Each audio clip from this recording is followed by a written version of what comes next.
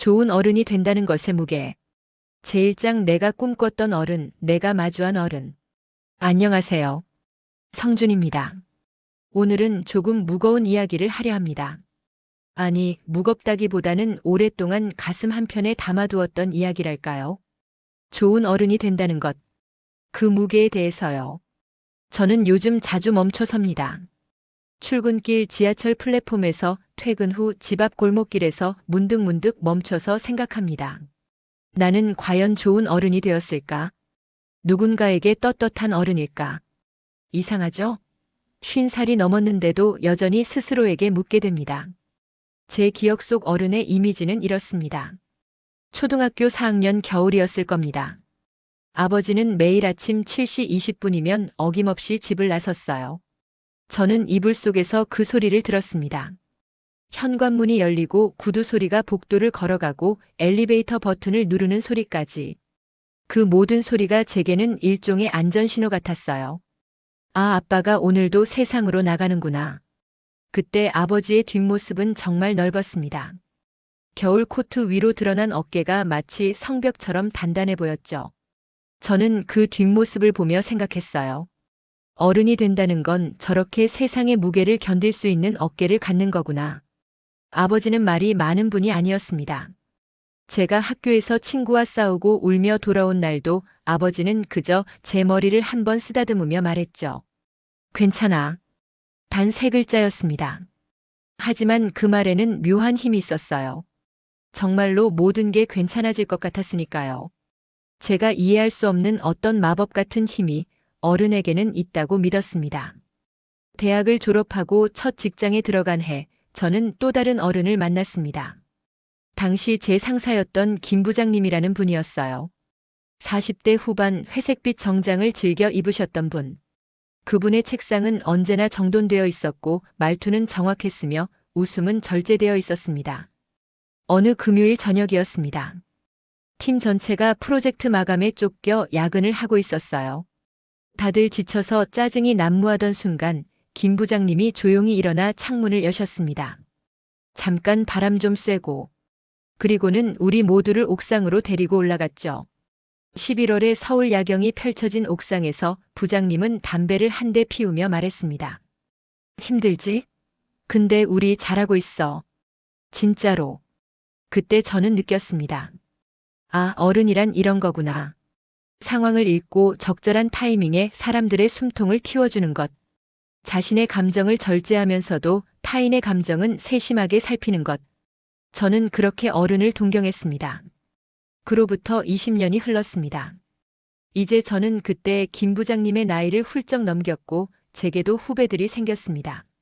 누군가는 저를 멘토라고 부르고 누군가는 제 조언을 메모하며 고개를 끄덕입니다. 겉으로 보면 저도 이제 충분히 어른이 된 것처럼 보입니다. 하지만요. 속을 들여다보면 저는 여전히 그 초등학교 4학년 소년 같습니다. 아버지의 구두 소리를 듣던 세상이 두렵고 또 신비로웠던 그 아이 그대로예요. 지난주였습니다. 회사 후배 하나가 제 방으로 찾아왔어요. 29살 대리 2년 차인 친구였습니다.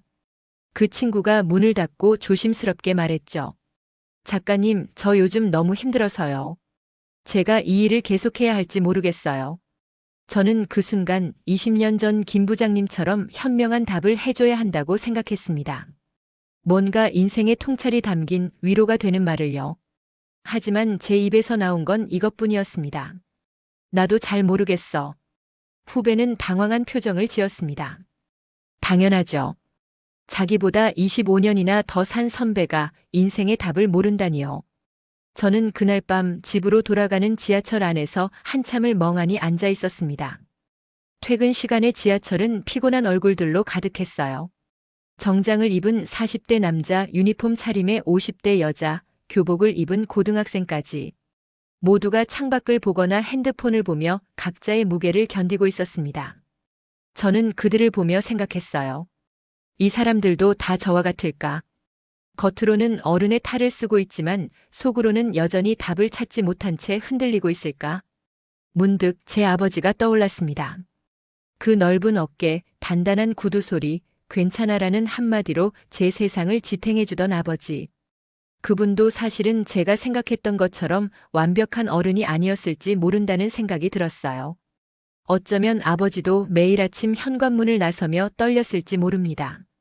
오늘 하루도 가족을 지킬 수 있을까, 회사에서 버틸 수 있을까, 좋은 아버지일 수 있을까 하고요. 그저 저에게 그런 모습을 보이지 않았을 뿐. 김 부장님도 마찬가지였을 겁니다. 옥상에서 담배를 피우며 우리 잘하고 있어라고 말할 때 사실은 스스로에게 하는 말이었을지도 모르죠. 자기 자신을 위로하고 다독이며 내일도 버틸 힘을 얻으려 했던 거예요. 저는 그날 밤 깨달았습니다. 어른이 된다는 건 모든 답을 아는 것이 아니구나. 완벽해지는 것도 아니고 두려움이 사라지는 것도 아니구나. 어쩌면 어른이 된다는 건 답이 없어도 자리를 지키는 것, 떨려도 다음 발을 내딛는 것, 완벽하지 않아도 누군가의 곁에 서는 것. 그게 전부일지도 모른다고요. 집에 도착해 현관문을 열었을 때 고등학생인 제 아들이 거실 소파에 앉아 있었습니다. 핸드폰을 보던 아이가 고개를 들어 저를 봤어요. 아빠 왔어? 응. 저는 구두를 벗으며 아이에게 물었습니다. 오늘 하루 어땠어? 그냥 그랬어. 아빠는? 저는 잠시 망설이다가 대답했습니다. 나도 그냥 그랬어. 아들은 빙그레 웃었습니다. 왜 웃는지는 모르겠지만 그 웃음이 따뜻했어요.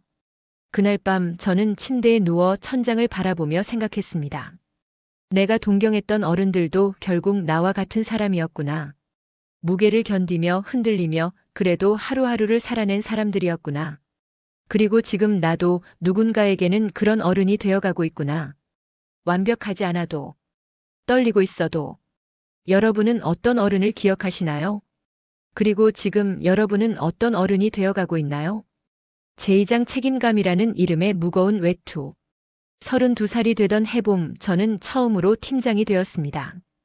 발령 통보를 받던 날 사장님은 제 어깨를 두드리며 말했죠. 성준 씨를 믿습니다. 그 말이 저는 왜 그렇게 무겁게 느껴졌는지 모르겠어요. 축하받아야 할 일인데 가슴 한편이 답답했습니다. 그날 저녁 집으로 돌아가는 길에 백화점에 들렀습니다. 새 정장을 사야 할 것 같았어요. 팀장이니까 이제는 좀 더 제대로 된 옷을 입어야 할 것 같았으니까요. 피팅룸에서 검은색 정장을 입었을 때 거울 속 제 모습이 낯설었습니다. 분명 제 얼굴인데 마치 다른 사람 같았어요. 아니, 정확히는 제가 연기해야 할 역할처럼 보였습니다. 판매원이 물었습니다. 잘 어울리시네요. 중요한 자리 가시나 봐요? 아, 팀장 승진했어요. 축하드려요. 저는 고맙다고 인사했지만 속으로는 계속 생각했습니다. 이 옷을 입으면 나는 정말 팀장다워질 수 있을까? 팀장이 된 첫 주 저는 매일 아침 거울 앞에 섰습니다. 넥타이를 매고 재킷을 입고 스스로에게 말했어요. 오늘도 잘하자. 팀원들 앞에서 흔들리지 말자. 출근하면 가장 먼저 사무실에 도착했고 퇴근은 가장 늦게 했습니다.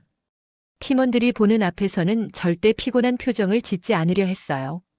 팀장은 언제나 여유롭고 자신감 있어야 한다고 생각했으니까요. 그런데 이상했습니다.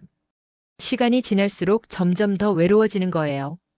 팀원들과 점심을 먹으면서도 저는 완전히 편하게 웃지 못했습니다. 농담을 할 때도 한 템포 늦게 웃었고 고민을 털어놓을 수도 없었어요. 저는 이제 조언하는 사람이지 고민을 나누는 사람이 아니니까요. 어느 금요일 저녁이었습니다. 팀원들이 회식 자리에서 솔직한 이야기를 나누고 있었어요. 연애 고민, 집값 걱정, 부모님과의 갈등까지. 다들 술이 좀 들어가자 진짜 속마음을 꺼내놓더군요. 저도 끼어들고 싶었습니다. 저도 고민이 있다고, 저도 요즘 힘들다고 말하고 싶었어요. 하지만 입을 열 수가 없었습니다. 제가 약한 모습을 보이면 팀원들이 불안해할 것 같았거든요. 그날 밤 집에 돌아와 소파에 앉았을 때 아내가 물었습니다. 왜 그래? 회식 재미없었어? 아니, 재미있었어. 근데 표정이 안 좋은데? 저는 한참을 말없이 있다가 대답했습니다. 나 요즘 너무 외로워. 아내가 놀란 표정을 지었어요. 외로워? 맨날 사람들이랑 있잖아. 그게 그런 게 아니라. 저는 끝까지 설명하지 못했습니다. 어떻게 설명해야 할지 몰랐거든요. 사람들에 둘러싸여 있는데 외롭다는 게, 웃고 있는데 쓸쓸하다는 게 뭔지. 36이 되던 해 저는 처음으로 후배에게 롤모델이라는 말을 들었습니다. 신입사원 환영회 자리였어요. 갓 입사한 24살 친구가 저를 보며 말했습니다.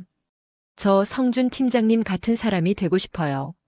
일도 잘하시고 사람들한테도 존경받으시고. 저는 그 순간 뭐라고 대답해야 할지 몰랐습니다. 고맙다고 해야 할까요? 아니면 사실은 나도 매일 흔들린다고 솔직하게 말해야 할까요? 결국 저는 웃으며 말했습니다. 고마워. 근데 나도 완벽하진 않아. 실수도 많이 하고. 하지만 그 친구는 제 말을 진지하게 받아들이지 않았어요. 에이, 겸손하시네요. 그러면서 웃더군요. 저는 그날 이후로 더욱 조심스러워졌습니다. 누군가의 롤모델이라니. 저는 그럴 자격이 없는데. 저도 매일 불안하고 흔들리고 답을 모르는 사람인데. 40이 되던 해 겨울, 저는 처음으로 번아웃을 경험했습니다. 아침에 눈을 떴는데 일어날 수가 없었어요. 몸이 말을 듣지 않았습니다. 아니, 정확히는 마음이 거부하고 있었던 거겠죠. 오늘은 정말 못하겠다고요. 아내가 걱정스럽게 물었습니다. 어디 아파? 병원 가야 돼? 아니, 그냥 좀 쉬고 싶어. 그날 저는 처음으로 병가를 냈습니다. 독감이라고 거짓말을 했어요. 사실은 마음의 감기였는데 말이죠. 집에 혼자 있는 시간이 길어질수록 저는 제 안을 들여다보게 되었습니다. 그동안 외면해왔던 것들과 마주하게 됐어요. 저는 제가 입고 있던 외투가 너무 무겁다는 걸 깨달았습니다. 책임감이라는 이름의 외투요. 그 외투는 처음엔 멋있어 보였어요. 어른스럽고 믿음직스러워 보였죠. 하지만 시간이 지날수록 그 외투는 점점 더 무거워졌습니다.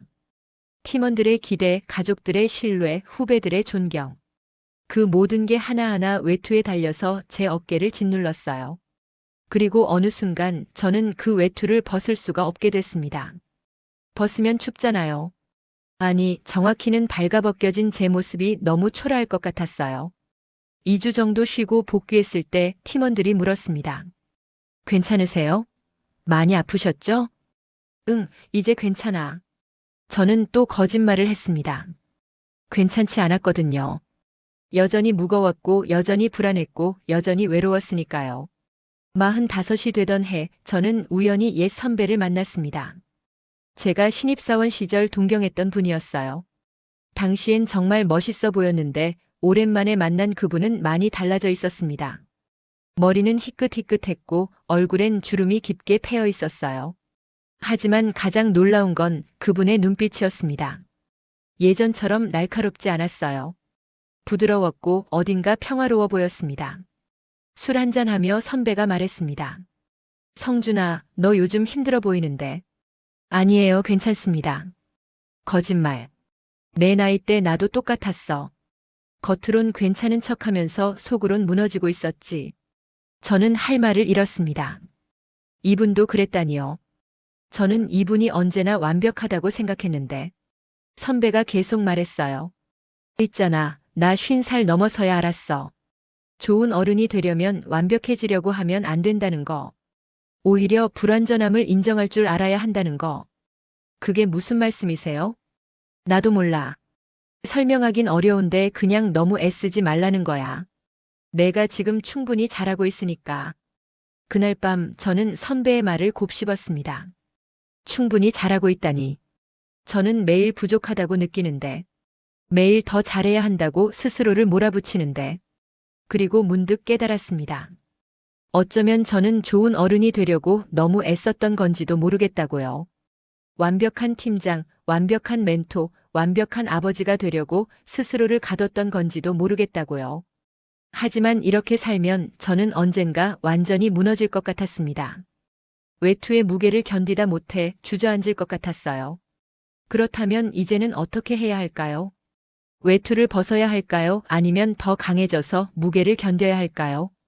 저는 아직도 그 답을 찾고 있습니다. 제3장 완벽함 대신 다정함. 50살이 되던 해 가을, 저는 아버지와 단둘이 여행을 갔습니다. 평생 처음이었어요. 아버지와 저 둘만의 시간이란 게. 어머니가 권유했습니다. 아버지랑 좀 다녀와. 이제 나이도 드셨는데 함께 있을 시간이 얼마나 남았겠어. 우리는 강원도 어느 작은 바닷가 마을로 갔습니다. 10월에 바다는 한산했고 민박집 주인은 친절했어요. 저녁을 먹고 방으로 돌아왔을 때 아버지가 창문을 열었습니다. 파도 소리가 들려왔어요. 저는 아버지 옆에 앉았습니다. 한참을 둘 다 말이 없었죠. 무슨 말을 해야 할지 몰랐어요. 평생을 함께 살았지만 정작 깊은 대화를 나눠본 적이 없었으니까요. 아버지가 먼저 입을 열었습니다. 성준아. 예, 아버지. 나 좋은 아버지 못했지? 저는 깜짝 놀랐습니다. 아버지한테서 이런 말을 들을 줄은 몰랐거든요. 저는 황급히 대답했어요. 무슨 말씀이세요? 아버지 저한테 정말 잘해주셨잖아요.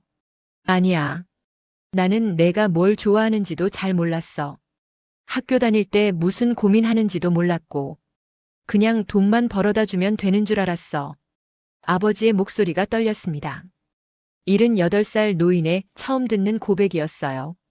나는 내 아버지한테 그렇게 배웠거든. 가장은 돈 벌어오는 거다, 가족 먹여 살리는 거다. 그게 아버지의 역할이라고. 근데 요즘 생각해보니까 그게 다가 아니었던 것 같아. 저는 무슨 말을 해야 할지 몰랐습니다. 그저 아버지의 옆모습을 바라봤어요.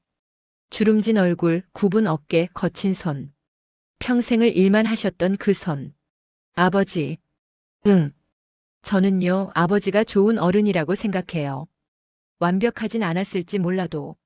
아버지가 저를 봤습니다. 눈가가 조금 붉어져 있었어요. 완벽하진 않았지. 그래도 충분했어요. 아버지가 매일 아침 출근하시던 모습, 묵묵히 일하시던 모습, 힘들어도 내색 안 하시던 모습. 그게 저한테는 배움이었어요. 아버지는 한참을 바다를 바라보다가 말했습니다. 고맙다, 아들. 그날 밤 저는 잠들기 전에 생각했습니다. 좋은 어른이란 뭘까? 완벽한 사람일까 아니면 그저 최선을 다한 사람일까? 그리고 깨달았습니다. 어쩌면 좋은 어른이란 완벽하지 않아도 곁에 있어주는 사람인지도 모르겠다고요. 48이 되던 해 저는 한 후배와 긴 대화를 나눴습니다. 당시 그 친구는 심각한 우울증을 겪고 있었어요. 회사를 그만둘까 말까 고민하고 있었죠. 저를 찾아와 말했습니다. 팀장님, 저 이제 정말 못하겠어요. 저는 그 친구 앞에 앉아서 오랫동안 말하지 못했던 제 이야기를 꺼냈습니다. 나도 40살 때 번아웃 왔었어. 아침에 일어날 수가 없더라고. 그때 2주 병간했었어. 독감이라고 거짓말했는데 사실은 마음의 감기였지. 후배가 놀란 표정으로 저를 봤어요. 팀장님도요? 응. 나도 사람이야. 나도 힘들고 불안하고 무너질 때 있어. 그런데 어떻게 지금은 괜찮으세요? 저는 솔직하게 대답했습니다. 괜찮진 않아. 지금도 가끔 힘들어. 근데 그게 잘못된 건 아니더라고. 힘든 게 정상인 거야. 후배는 한참을 말이 없다가 물었습니다. 그럼 팀장님은 어떻게 버티세요? 버티는 게 아니라 그냥 하루하루 살아가는 거지. 완벽하게 살려고 하지 않고 그냥 오늘 하루만 견뎌보자 하면서. 그날 이후로 저는 후배들 앞에서 조금씩 달라졌습니다. 예전처럼 완벽한 척하지 않았어요. 모르는 건 모른다고 했고 힘들 땐 힘들다고 말했습니다.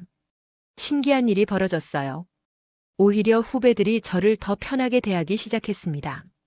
예전엔 저를 조심스러워했는데 이제는 농담도 하고 고민도 털어놓더군요. 어느 날 한 후배가 말했습니다. 팀장님, 요즘 더 좋으신 것 같아요.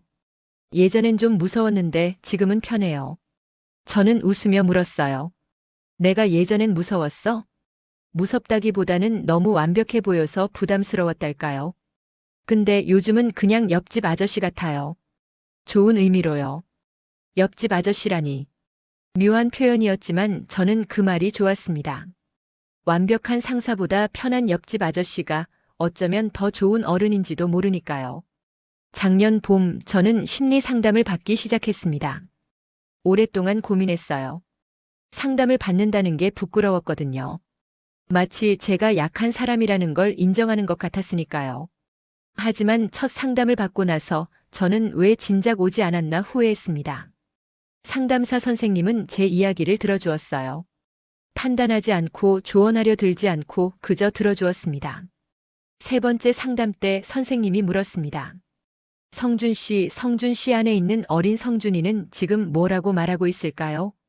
어린 성준이요? 네.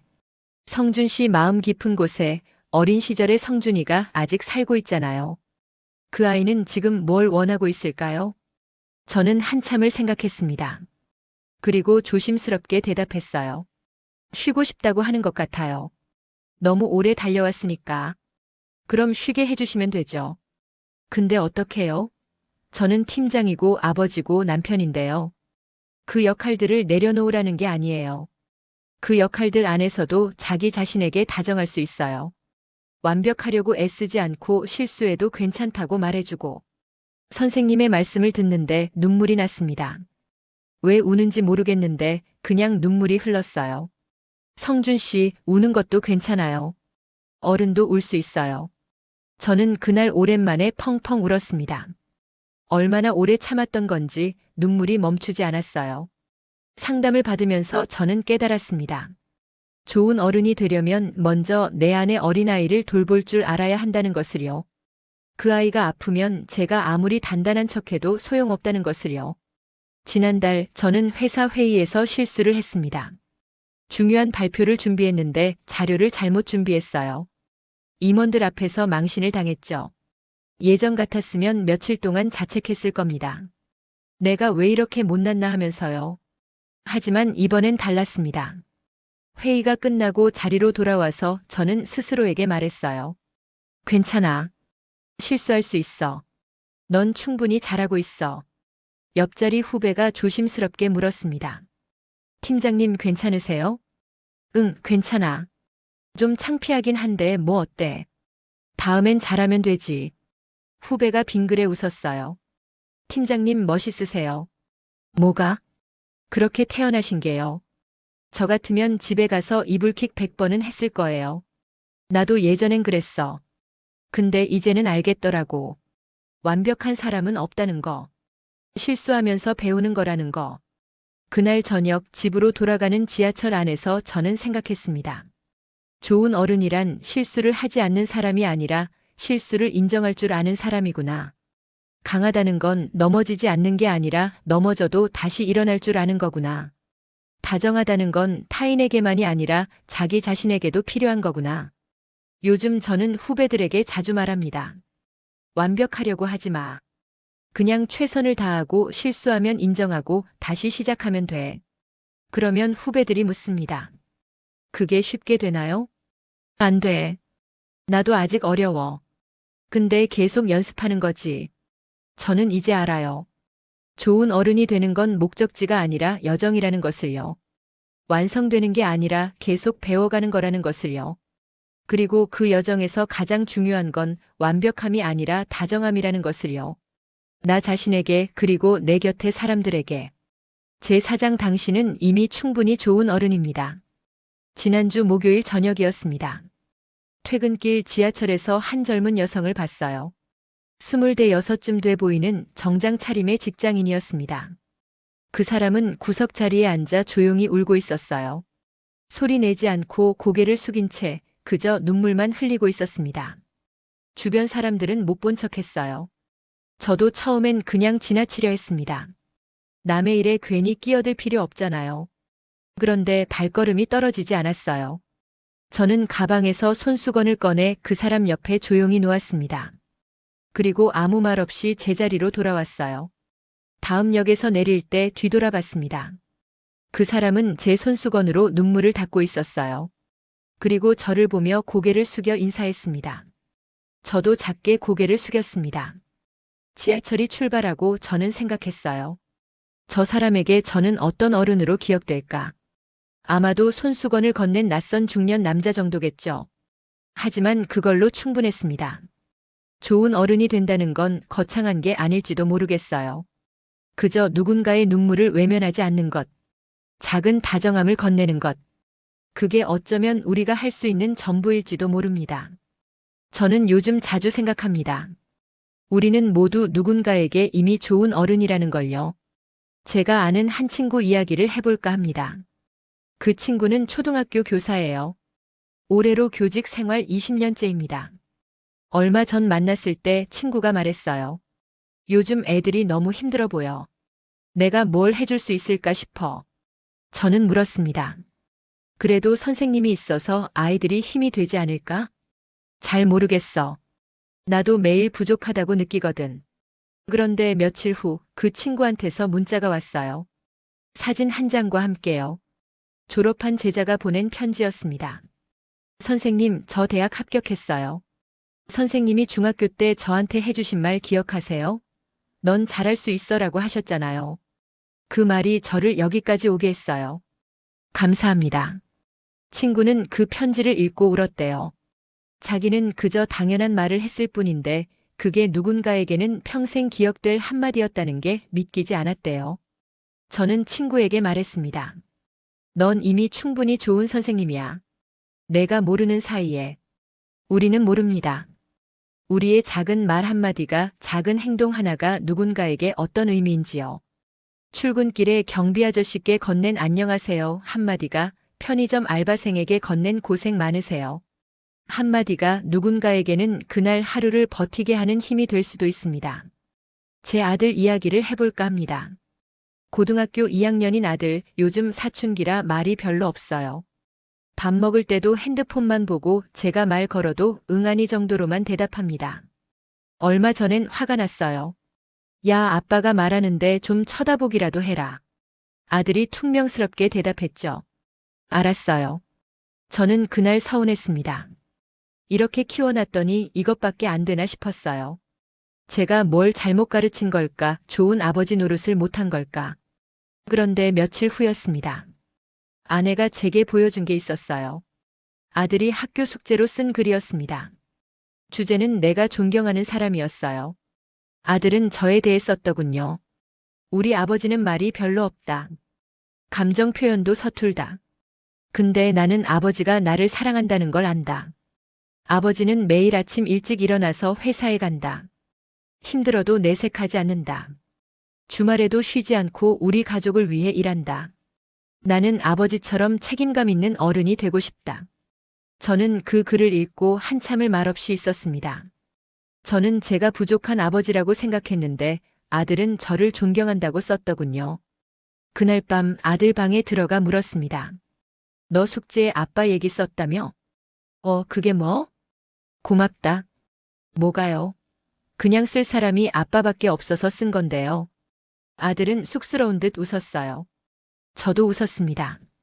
우리는 이렇게 서툴지만 그래도 서로를 알아보고 있었습니다. 여러분도 마찬가지입니다. 여러분이 생각하는 것보다 여러분은 누군가에게 훨씬 더 좋은 어른입니다. 직장에서 후배가 실수했을 때 화내지 않고 괜찮아, 다음엔 잘하면 돼 하고 말해준 그 순간. 그게 그 후배에게는 평생 기억될 위로일 수 있어요. 버스에서 노인에게 자리를 양보했을 때 별것 아니라고 생각했겠지만 그분에게는 젊은이들이 아직 괜찮다는 희망이 될 수 있습니다. 배우자가 힘들어할 때 뭐라 말해줘야 할지 몰라 그저 옆에 앉아 있어준 그 시간. 그게 가장 큰 위로였을 수 있어요. 우리는 모릅니다. 우리가 누군가에게 얼마나 큰 의미인지요. 저는 이제 압니다. 좋은 어른이 된다는 건 특별한 무언가를 해내는 게 아니라는 것을요. 오늘 하루를 성실하게 살아내는 것. 넘어져도 다시 일어나는 것. 힘들어도 포기하지 않는 것. 실수하면 사과할 줄 아는 것.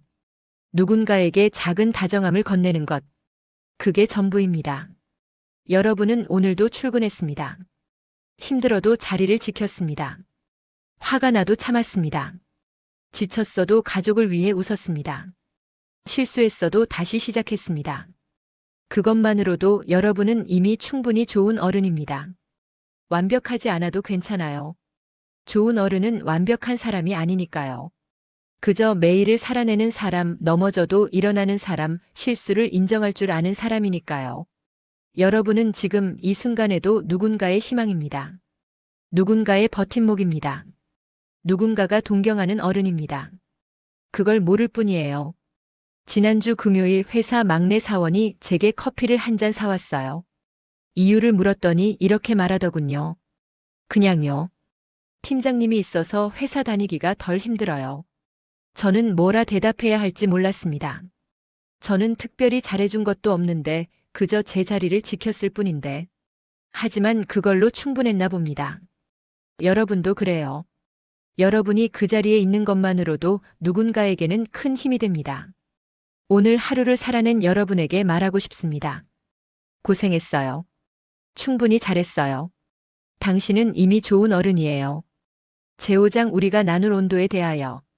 창밖으로 첫눈이 내립니다. 11월의 마지막 주 올해도 어느새 끝자락에 와 있네요. 저는 사무실 창가에 서서 눈 내리는 거리를 바라봅니다. 퇴근하는 사람들이 옷깃을 여미고 발걸음을 재촉하고 각자의 집으로 돌아가고 있어요. 모두가 무언가를 안고 살아갑니다. 보이지 않는 무게를 말하지 못하는 외로움을 설명할 수 없는 피로를. 하지만 그럼에도 불구하고 우리는 내일 아침이면 또 일어날 겁니다. 옷을 입고 집을 나서고 각자의 자리로 돌아갈 거예요. 왜일까요? 무엇이 우리를 버티게 할까요? 저는 생각합니다. 어쩌면 그건 우리가 서로에게 나눠주는 온기 때문이 아닐까요? 오늘 아침 출근길에 경비실 아저씨가 말했습니다. 성준 씨, 감기 조심하세요. 요즘 일교차 심하니까. 저녁에 집에 돌아오니 아내가 따뜻한 된장찌개를 끓여놨어요. 오늘 추웠지? 얼른 먹어. 아들은 거실 소파에 앉아 아빠 왔어? 하고 인사했습니다. 예전보다 목소리가 조금 더 부드러웠어요. 이런 작은 것들이요. 이런 사소한 온기들이 우리를 살게 합니다. 좋은 어른이 된다는 건 결국 이런 온기를 나눌 줄 아는 것인지도 모르겠습니다. 거창한 조언이 아니라 따뜻한 한마디. 완벽한 해결책이 아니라 함께 있어주는 시간. 우리는 모두 불완전합니다. 흔들리고 넘어지고 길을 잃습니다. 하지만 그래도 괜찮아요. 왜냐하면 우리 옆에는 같은 길을 걷는 사람들이 있으니까요. 여러분, 오늘도 버텨주셔서 감사합니다. 내일도 또 만나요. 우리 각자의 자리에서요. 그리고 기억하세요. 당신은 이미 충분히 좋은 어른이라는 것을요. 완벽하지 않아도 흔들려도 때론 주저앉아도 그럼에도 불구하고 다시 일어서는 당신이 누군가에게는 가장 위대한 어른입니다. 오늘 이 이야기가 여러분의 마음에 작은 온기가 되었으면 좋겠습니다. 성준이었습니다. 들어주셔서 고맙습니다.